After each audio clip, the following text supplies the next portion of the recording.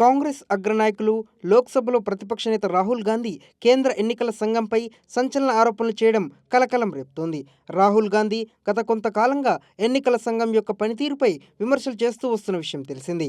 April 20న America బోస్టన్లో జరిగిన సమావేశంలో ప్రవాస భారతీయుల్ని ఉద్దేశించి రాహుల్ మాట్లాడారు. ఎన్నికల సంఘం రాజీ పడింది అని ఆరోపించారు. మహారాష్ట్రలో 2024 లోక్సభ ఎన్నికలు మరియు అసెంబ్లీ ఎన్నికల మధ్య కేవలం 5 నెలల వ్యవధిలోనే 39 లక్షల కొత్త ఓటర్లు జాబితాలో చేరారని రాహుల్ పేర్కొన్నారు. ఇంత తక్కువ సమయంలో ఇంత పెద్ద సంఖ్యలో ఓటర్లు చేరడం అసాధ్యమని, ఇది ఓటర్ జాబితా మార్పులో అవకతవకల మూలంగానే జరిగిందన్నారు. మహారాష్ట్రలో ఓటు వేయడానికి అర్హత ఉన్న జనాభా 9.54 కోట్లు కాగా అసెంబ్లీ ఎన్నికల్లో 9.7 కోట్ల మంది ఓట్లు వేశారని, ఇది సాధ్యం కాదని వెల్లడించారు. అలాగే మహారాష్ట్ర ఎన్నికల్లో సాయంత్రం 5:30 గంటల నుండి 7:30 గంటల వరకు కేవలం 2 గంటల వ్యవధిలో 65 లక్షల మంది ఓటర్లు ఓటు వేశారని ఎన్నికల సంఘం ప్రకటించింది.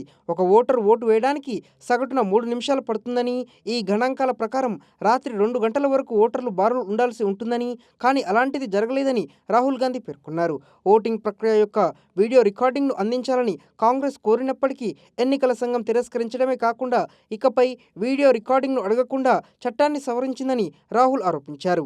ఎన్నికల సంఘం రాజీ పడింది, వ్యవస్థలో ఏదో లోపం ఉంది అని రాహుల్ గాంధీ స్పష్టంగా పేర్కొన్నారు.